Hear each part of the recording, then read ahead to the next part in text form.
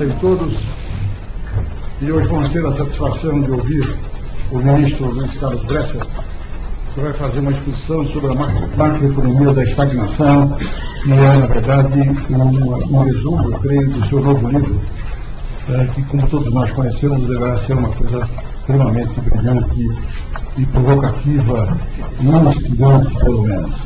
Eu convido o professor Luiz Carlos Bresser Pereira para que faça a sua exposição. Você vai fazer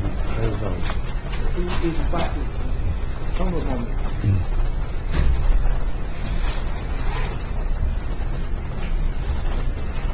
Muito obrigado, meu caro ministro Neto, pelo convite. Muito obrigado a vocês por me receberem aqui. A minha participação no Conselho Superior de Economia da Fiesp é uma coisa antiga. Eu fui membro do primeiro conselho, em 1980, que era um pequeno conselho que se reunia na sala do presidente. E depois continuei membro uma passagem pelo governo. Uma coisa provoca contra o governo. Isso, o governo deu fim. Que nada. Mas e depois continuei fazendo parte desse conselho até 1994. Em 95 fui para o governo Fernando Henrique. E naquela época, nos anos 80, nós não sabíamos que naquele ano de 80 estava começando uma grande crise da economia brasileira. Né? Nós estávamos ainda no grande entusiasmo do enorme desenvolvimento que o Brasil tinha tido nos anos 70, do enorme desenvolvimento que vinha desde os anos 30, da grande industrialização no Brasil. Né? E estávamos preocupados com esses problemas. Né? Eu, desde aquela época, e muito antes disso, desde da juventude, eu estava e continuo estando absolutamente convencido que os destinos do Brasil, que os destinos da nação brasileira, estão identificados com a indústria brasileira, com a industrialização brasileira. E então eu estava me sentindo muito feliz dentro do Conselho, com essa perspectiva de que a industrialização brasileira iria continuar.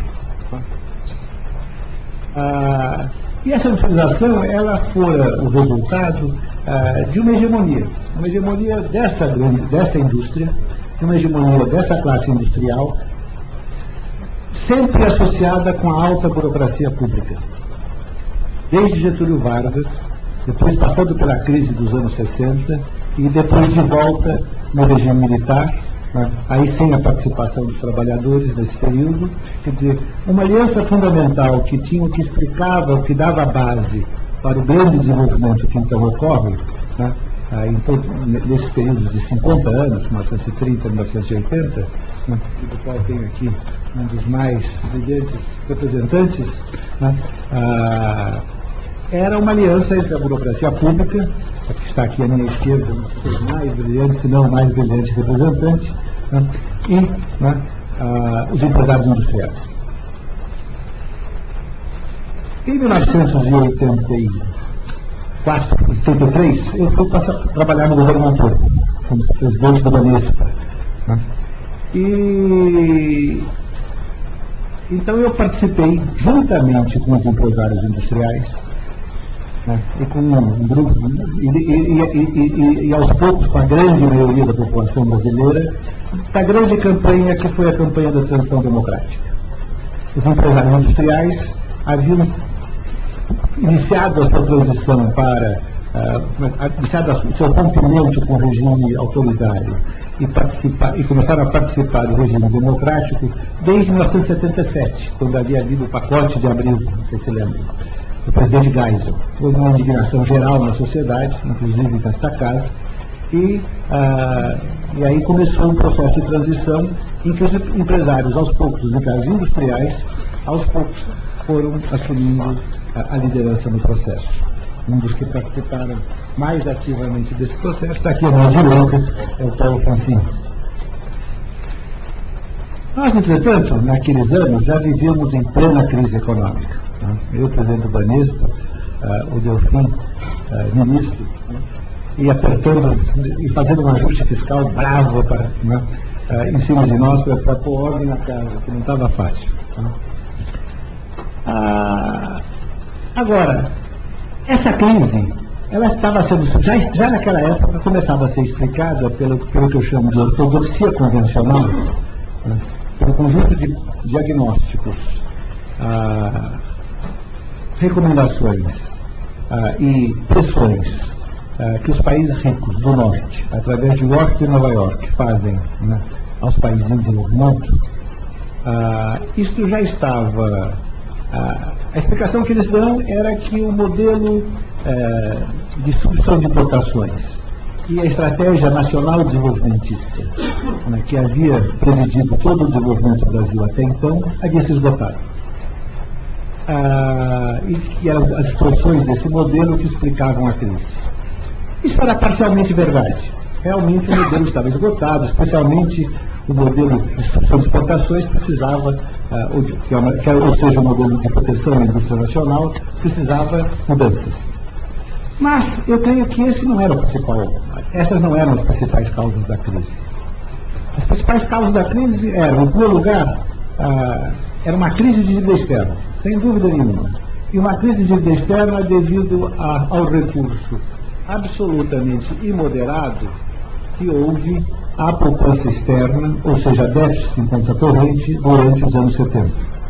Essa é a primeira causa. E a mais importante de longe. A segunda, né, é que essa crise da dívida externa rapidamente se transforma numa crise fiscal do Estado brasileiro, um grande desajuste fiscal do Estado brasileiro. E esse é outro problema muito importante. E, finalmente, a partir do início dos anos 80, exatamente, a inflação, que era uma inflação já relativamente alta, mas estava em torno de 20%, 30%, chegou a 40% ao ano, de repente vai a 100%, 200% e depois passa a ser contada em termos mensais. Passa a ser a alta inflação inercial. Então, esses três problemas, crise da dívida externa,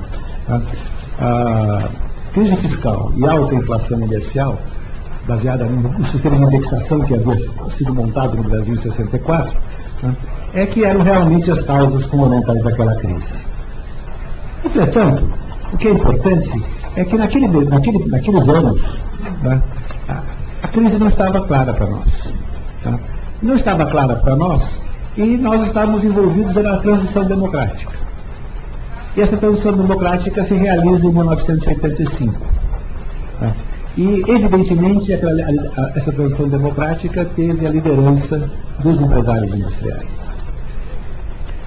Tanto assim que, logo depois, Dilson Funaro, um homem desta casa, um grande empresário, vai se tornar o ministro da Fazenda. E nós vamos ter o Plano Cruzado. O Plano Cruzado, que é uma tentativa de aplicação da inflação inicial, mas mal feita, com toda uma série de problemas que não importa aqui.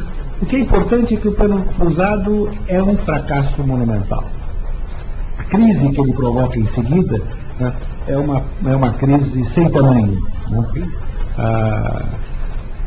As empresas, quer dizer, o próprio Estado brasileiro quebra, né, vai à moratória, a nação brasileira quebra, vai à moratória, quer dizer, as empresas estão quebrando, né, os estados, né, da federação